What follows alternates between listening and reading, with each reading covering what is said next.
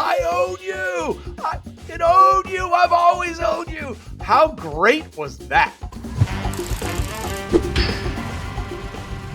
Welcome into another episode of The Chop Shop. I'm Trey Wingo here alongside my good buddy, Mark Schlereth. Here in The Chop Shop, we're partnering once again with our friends at Mercedes-Benz Sprinter Vans. Hey, when was the last time you seriously considered your dreams? I mean, come on, you used to think about them all the time. What happened? I say it's time that you and your dreams got back together. I mean, think about it. You could live the van life in a totally customized Mercedes-Benz Sprinter. You could tour all 423 national parks, build a mountain cabin with your dad, or even start up your own business. Really, whatever you want to dream up. And it's a Mercedes-Benz van we're talking about here, kids. So expect innovative safety features like crosswind assist and blind spot assist.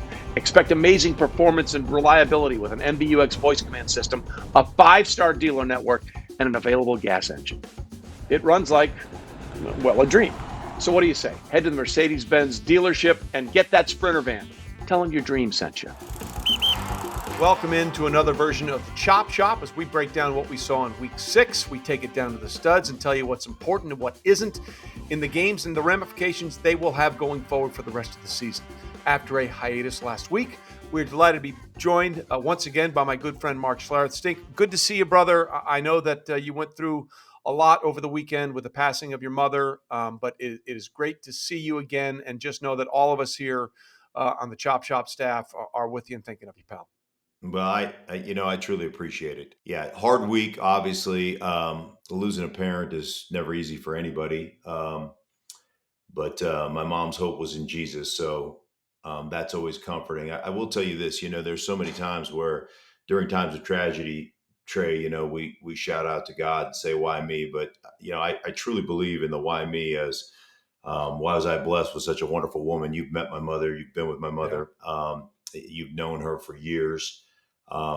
Kind, gracious, and like I said, just a godly woman. So I was truly blessed, for the last 55 years to have a unbelievable woman in my life. So I'm just very thankful for that time. I'm thankful that I got to go say goodbye. I flew up to Alaska and got to say goodbye to her. And I would say this, for my mom, just remember that we're all part of the human race, and the only way we win that race is if we finish arm in arm together, crossing that finish line. And that's just the way she lived. And she passed it on to her little boy. So I definitely will try to honor her by being kind and gracious. And except on Twitter, I will still be a snarky dick on Twitter. I promise you that. So can I tell you something? Like, as you know, first of all, I love you. We've been friends for a long time. That's never going to change. We worked together a lot for 15, 16 years, almost on a daily basis. And one of my favorite memories of you involves your mom. She and your dad came up to watch us do NFL Live one day. And we were in the ESPN cafeteria. And that was when the old NFL 2K game was out. And you and I, we'd get the rundown set, we'd write the stories, and then we'd wait for the show to get on the air. And we had some time to kill. So we would go to the cafeteria and we would play the video game NFL 2K, and we'd sit there for an hour sometimes and play. And your mom came once to sit and watch us play. And every time you scored, she's like, "Oh, honey, you're doing so well. This is wonderful." Like she was there cheering you on as we're playing a video game at ESPN while we're waiting for our show to start. Like, that's who she was. She was all, I don't have to tell you this, but it was great. It was so much fun for me to be a part of that. I think the cool thing as a son who played in the NFL is my mom knew absolutely nothing about football. I mean, not even all my college days and my 12 years in the NFL, she didn't learn anything. And she just simply watched. She watched our show every day. You would think that at some point, consuming that much football, you would learn something about the game. She asked me a question once. This is an honest to goodness truth. And I used to mess with her because she didn't know anything. I just it baffled me. Like, how can you not pick up anything? Like, just a smidge, just anything. And she asked me a question once, and I said, "Oh, the running back. The reason they call it the running back is that particular person that plays that position has always got to run backwards on the field. So whenever he gets on the field, it's by rule, he has to run backwards." And she'd be like, "Oh, that sounds so unfair." Like, I'm like, Mom, that's ridiculous. Have you ever seen anybody just run backwards on the? Come on, stop it. But she was like the hook, line, and Uh, sinker. So anyhow, oh, that's great.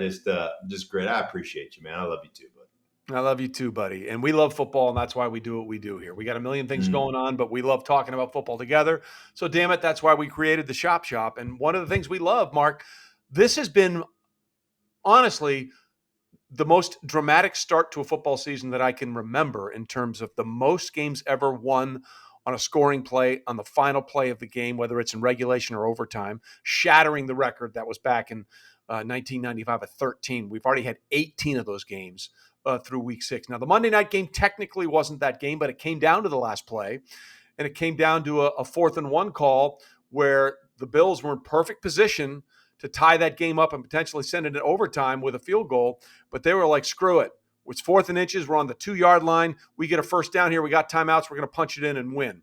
What did you think of Sean McDermott's decision to go for a potential first down and then a game-winning touchdown as opposed to kicking a field goal to tie it? I loved it. I love the aggressiveness. You know, you're on the road, and there's a lot of people say when you're on the road, they would say play for the tie. You know, don't go for the win, but play for the tie on the road. But I like the aggressiveness. You got a quarterback who's 6'5", he's 240 pounds, and I personally I like the play call as well. You know, I would say this: the execution of the play call. So my years in Denver, we were a conversion team. Um, and what I mean by that, a lot of people look at second down and one or third, Shot as play. a shot play, right? Shot play. Yeah. And we always looked at it as a shot down, a down to take a shot on the defense and punish them a little bit. And Yeah. I don't know what John, like the percentage of John Elway's quarterback sneaks were, but I bet you it was in the high 90 percentile, 95, 96. I mean, we converted.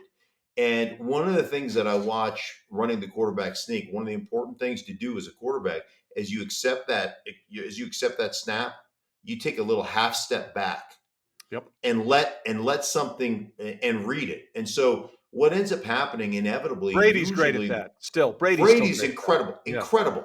But what ends up happening when you take that half step, because everybody's submarining, everybody's trying to create a new line of scrimmage.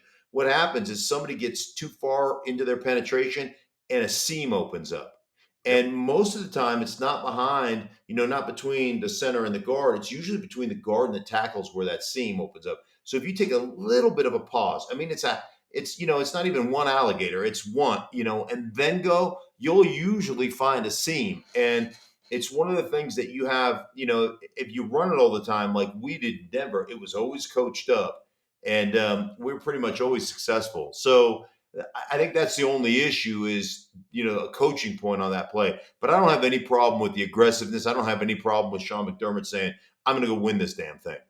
Yeah, I don't either. Look, Josh Allen slipped. That's going to happen. And got to give Jeffrey Simmons, by the way, credit. He created a seam by getting in there. But Mm-hmm. yeah, look, Josh Allen, like you said, is 6'5". I mean, if he finds the appropriate way to fall forward, they're going to come out of that on top 99.9% of the time. Now, the Correct. next gen stats people say, well, it was the right reason to go for it. And I think it was too, 100%. But it also didn't work. And that's part of the process. Like I would have done the exact same thing if I was Sean McDermott. I have no problem with him doing it. But the reality is it also didn't work. And as Bill Parcells always says, you are what your record says you are. So now the Buffalo Bills are at 4-2. And I think it really shapes up a different dynamic in the AFC, because if they went to 5-1, then Buffalo is feeling really good about themselves, and really it's them and the Ravens. Now the AFC is sort of in play, although we'll get into the Ravens a little bit later. But with the way they're playing, and Lamar Jackson to me is clearly the MVP. This was a slip up, literally and figuratively, by Buffalo to still be the top team in the AFC. Yeah, I mean, there's nobody in the AFC, obviously in the AFC total, nobody in the AFC East that's going to chase them. No, But um, the AFC is a bit muddled, and you're right. It's still early though, and I think you come away with that game, one understanding that, hey man, we put ourselves in a position offensively, even in a game where we didn't run the ball at all. We were not right. very good. We put ourselves in a position to win that game at the end. And it's hard to go on the road. It's hard to win. The theory was always back when it was 16 games. That's why the 17th game is math wise, it's just hard to figure this out. But we always used to say, hey, listen, if we can win all our home games and split on the road, you're 12-4. Yep. And it just goes to show you how hard it is to split on the road. It's hard to go on the road and play. And so I look at that and say, yeah, we're 4-2, and yeah, we could have been in control, but other things are going to happen along the way to other teams, and we feel pretty good about where we were or where we are and where we're headed, especially as an offense. Now, defensively, that's a different story with the way Derrick Henry, King Henry, just ran, roughshod through him. But that's a different story. Before we move on, we do need to acknowledge what we're seeing out of Derrick Henry. He's on pace to lead the league in rushing and rushing touchdowns 3 straight years. The only other player to do that was Jim Brown, 3 straight years. And the other thing that people need to know, he's had at least 3 games through the first 6 weeks of the season where he's had at least 125 yards and at least 3 rushing touchdowns. The only other person in NFL history to have 3 of those games through the first 6 weeks of the season was Jim Brown in 1958. So we're seeing something out of Derrick Henry right now that is otherworldly, especially when you consider the devaluation of the running back. And basically, he's a guy that just runs into people. Like normally, you want elusive like Christian McCaffrey, Dalvin Cook guys out there. No, he's the throwback, and it's working for him despite all the mileage that he accumulated, not only in his pro career or at Alabama. I think he had like 478 carries one season in high school. Like, he's just a freak show right now, an absolute freak show. Some guys are just built different. That dude is it's different. Look at these. Look at these totals in the last 5 games. 35 carries, 182. 28 carries, 113. 33 carries, 157. 29 carries, 30. Light load last night, only 20 carries for 143. 3 TDs, 1 TD, 3 TDs, and last night again, 3 TDs. The guy is a freak show. And he hit 22 miles an hour at 250. Yeah. I mean, come on. By the way, let's be honest. The best play in that entire game, I think it was Micah Hyde, who was one-on-one with Derrick Henry, and the only thing stopping him from getting another 50-yard touchdown, and somehow he made the tackle. Like, I mean, for all the things we saw in that game, I was like, dude, like, hats off to you. 99% of the defensive backs would have no shot there. Like, no shot in that scenario. A lot of guys would step to the side and then try to jump on the back, right? I mean, it's incredible, and I always say there's a difference between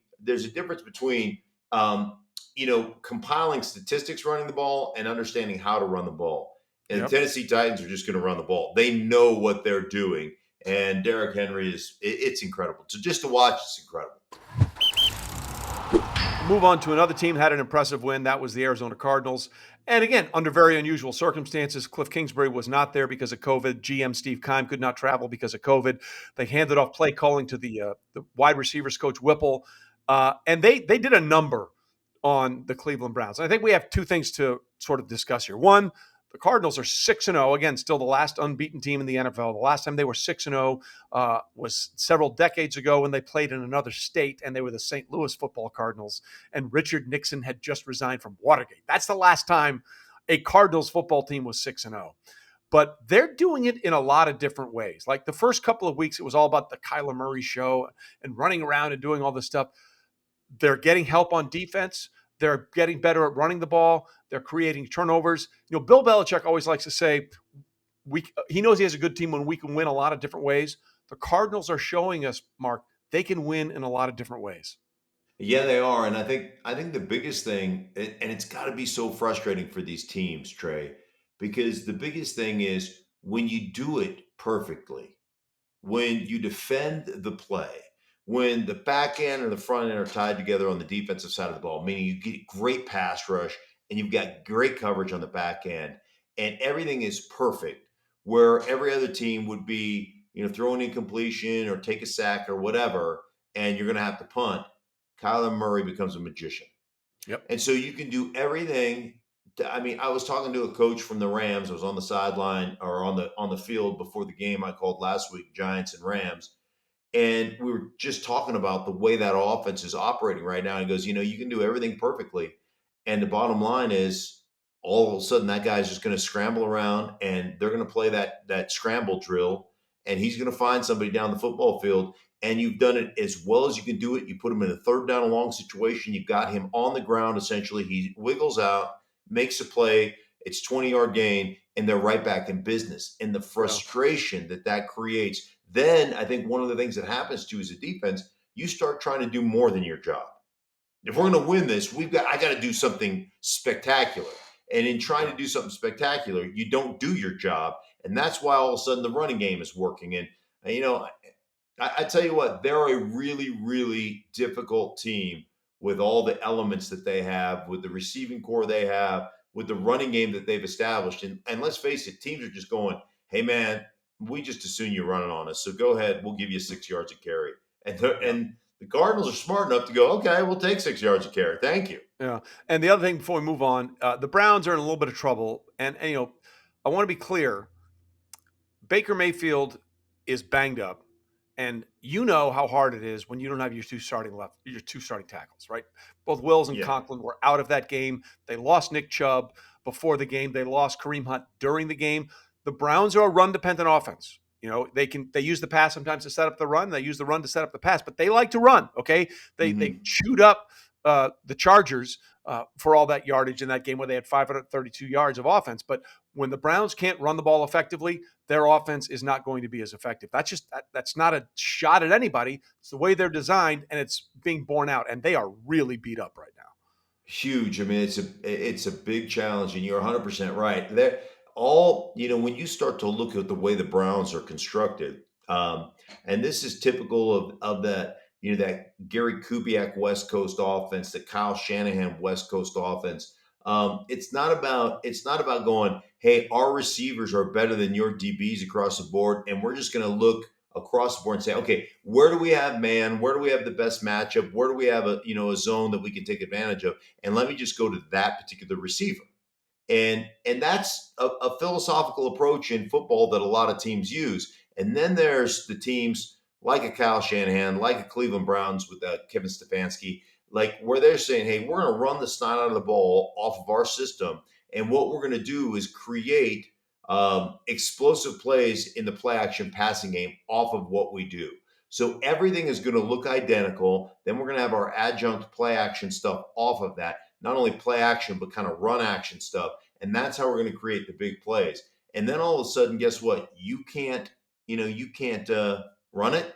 You can't do those things. Now all of a sudden you're trying to do something offensively that you're not wired or you haven't worked on doing, which is, hey, let's just play a drop back game. That's not what the Cleveland Browns are.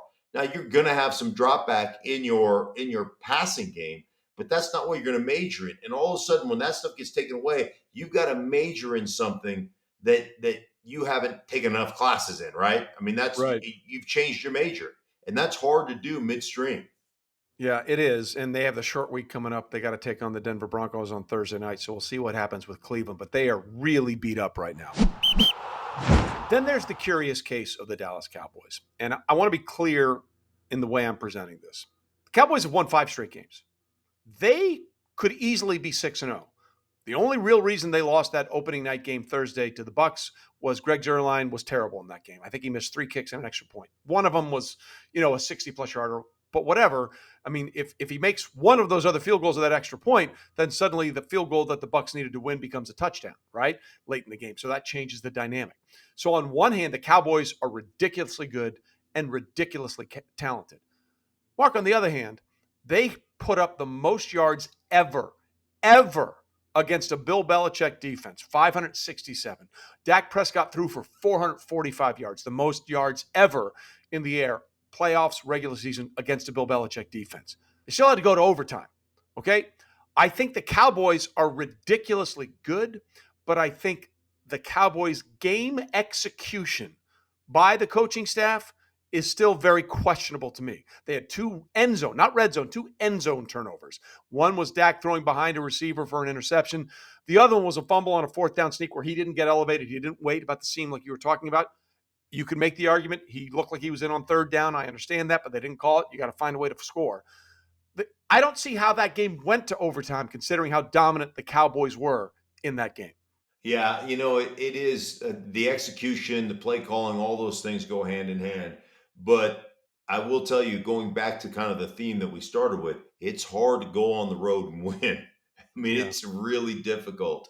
And I tell you what, anytime you can do that and you can overcome your own mistakes, that's one of those things I go back and look at and go, we're a damn good football team. Yeah. Like when Yeah. we can go in there and not execute and still find on the road and still find a way to win, we're a pretty damn good football team. And that's one thing I look at what the addition of Dan Quinn is as important as any He's been addition in phenomenal. football. Phenomenal. Yeah. Yeah, as the coordinator, the defensive coordinator for the Dallas Cowboys, I just still, I guess there's always a point where I'd like you'd always like to go out and crush everybody, but you still have to have that context, that understanding of how difficult it is to go on the road and win a game. And when you overcome your own mental mistakes and your own execution mistakes, and still find a way to win, I think those are big things. I think that's one of the reasons I think the Cowboys are one of the top two teams in the NFC right now.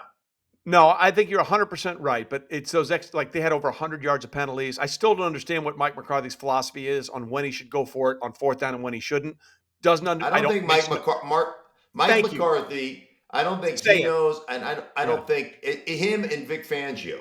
Yeah. Those guys, I don't know that they have a philosophy. No, you're right. And I think that's the frustrating thing if you're watching the Cowboys. Now, we got to take a break here, but I will say this, even though the Patriots have lost their first 4 home games since 1993, um, Mac Jones showed us something again last night. This game is a perfect example of why wins and losses are not a quarterback stat. I thought Mac played really well after a horrible mistake. He came back with the biggest play of the year to the touchdown to Kendrick Bourne. And that really allowed the game to go into overtime because the Cowboys had to get down there and kick that field goal to get it there. I think Patriot fans should be happy about the future with Mac Jones, don't you? I don't think there's any question. And he's got this insatiable appetite for knowledge. And talking with Josh McDaniels, their offensive coordinator, he's like, this kid just wants as much information as possible. And he's unrelenting from a preparation standpoint because he's the first guy in the building. He's the last guy to leave. He goes home and gets queued up with flashcards. Like he just all he's doing right now is studying. He goes, by the time he gets to game day on Sunday, Bill Belichick told me he keeps us out of every problem. He just Yeah. knows what the defense is, what they're trying to do. And it's a testament on maybe not being the most physically gifted guy, but the difference between playing pro football and being a professional. And he Right. is a professional. Yeah, no question about it. So I think the future's bright there. Okay, you said the Cowboys may be one of the best 2 teams in the NFC. When we come back on the other side of the break, we'll talk about the other team that might just be the best team in the NFC, and it's not who you think it is. That's next on the Chop Shop. Stay with us. No 2 dreams are the same, but there is one van equipped to handle them all. For over 120 years, Mercedes-Benz vans have been built, upfitted, and ready to go because we believe dreams should never stay that way. Because those who find their passion drive their passion. So you can stop following your dreams and start driving them.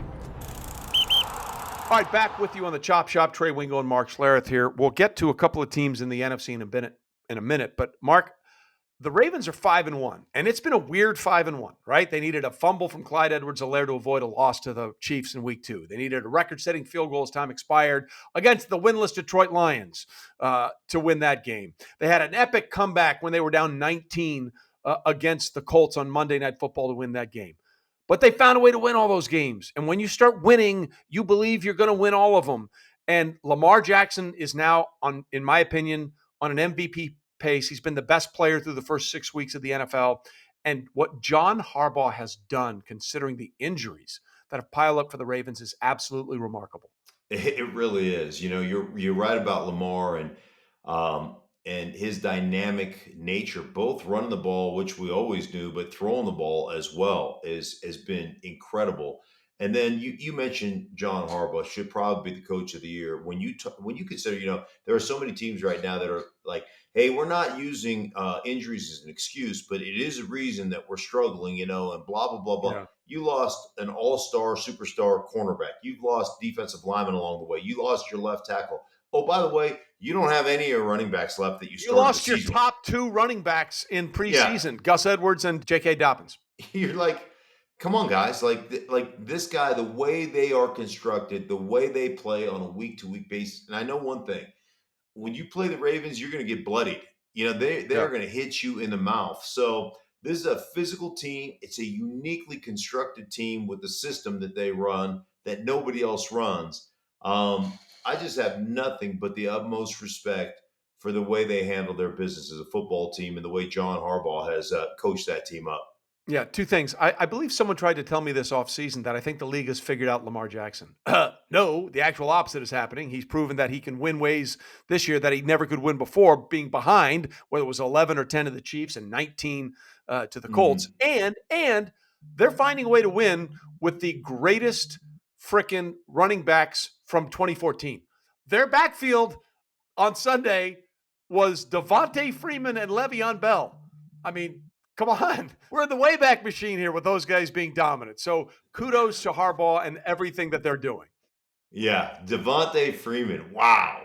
I Right? mean, I mean, you when you know, when you say that, hey, do you remember back in the day when he played for Atlanta and it was like, wow, he was great, and then he just got yeah, beat to a pulp. And it's funny because I didn't get to fully watch. I watched some highlights on the game because I was calling my game. right. And you think Devontae Freeman, you see him out there, and you're like, oh my god, he's still Yeah. playing in the league. How Yeah, about I was that? this many days old when I realized he was still a professional active player, right? So Right. kudos to the Ravens and Harbaugh for what they've done. You said the Cowboys might be one of the top two teams in the NFC. You called the game, and I get it. I get it. It was the Giants without almost all of their star players. But the Rams did what you would want a good team to do on the road against an inferior team. They beat the crap out of them. How impressed were you with what you saw out of Stafford? And again, Cooper Kupp is absolutely destroying people. Talking to Matthew Stafford, he'll tell you right off the bat that Cooper Cup plays the game. He sees it through the eyes of a quarterback. He's like Yeah. playing with another quarterback on the football field. Just really understands the game, really understands what the quarterback is seeing, really understands space and zones and where guys are. Um, and they're so uniquely constructed because they are in 11 personnel, three wide receivers, one tight end, one tailback. They're in it about 98% of the time. But because of what Robert Woods and Cooper Cup can do as blockers, they can run all their 12 personnel plays, their two tight ends with one back, or all their 21 personnel plays, two backs and one tight end, out of a three wide receiver set because Cooper Cup can essentially play tight end or running back. Yeah. And so can Robert Woods. So it becomes deceptive when you decide to play them in nickel or dime. They'll basically condense with those wide receivers and cram it down your throat. So it's a really kind of unique balance. And Matthew Stafford to come in there. Remember last year when Brady was week 8, week 9, week 12, and he was still assimilating the offense of Yeah, they were what seven Bruce and Arians five through like. their they were Right. 7-5 through their first 12 games. And talking to Sean McVay, he said, "Hey, Matthew Stafford came in here and just basically picked this stuff up like that, Yeah.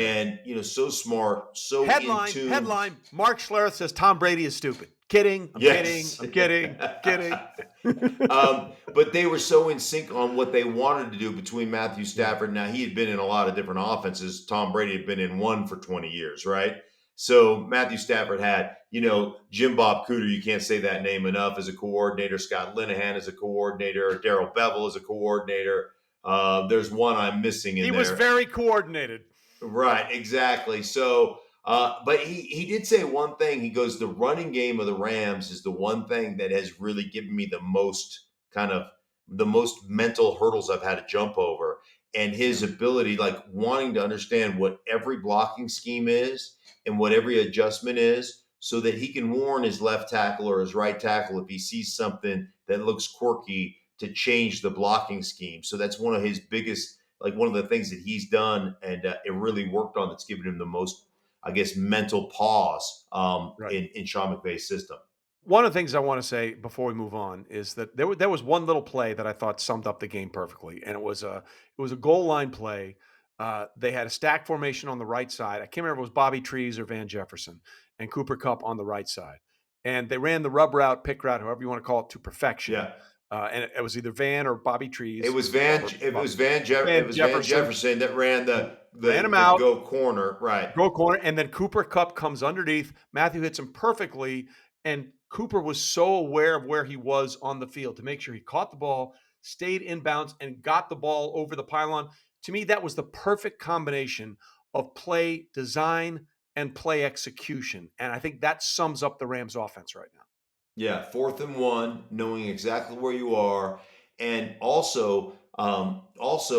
they were in because Robert Woods is in there, so they were in a what we would call in the West Coast offense a bunch would include a tight end, 3 receivers over their tight end. A cluster is the same as a bunch, except there's no tight end. He's on the opposite side of the field. You've got Right. 3 wide receivers, so they were in a cluster formation, and they motioned. You called him Bobby Trees. I like that. Robert Woods, Bobby Trees. Well, that's what the Rams call him. The Rams call him Yeah. that. So Bobby Trees motions across the formation, and a DB goes with him. So right now, they're like, oh, we're in man.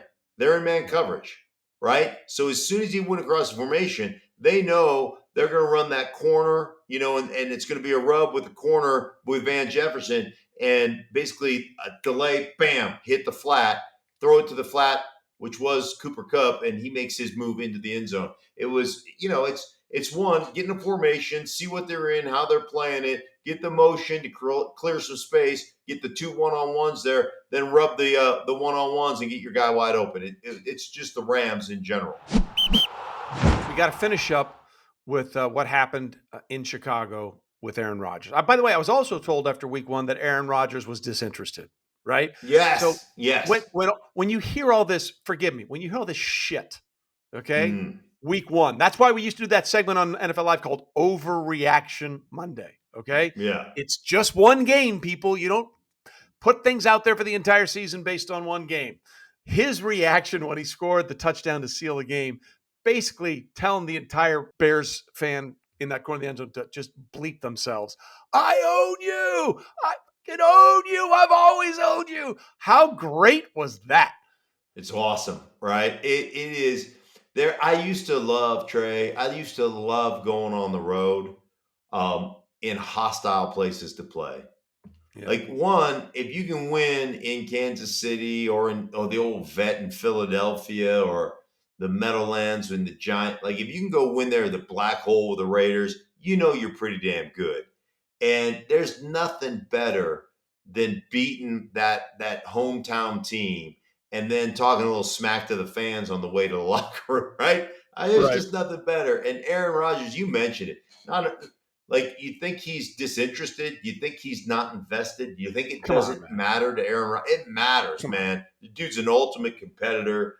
And I tell you what, I'm so impressed with him and the way he's played so far. And hey, that's why everybody was in on Aaron Rodgers. Why everybody wanted Aaron Rodgers. Why the Broncos and everybody else were reaching out there to Aaron Rodgers and to his people and to the Green Bay Packers to try to get him. And the same will be true next year. Yeah, listen, the Packers are really good. Aaron cares, and they're going to be a problem for anybody in the NFC.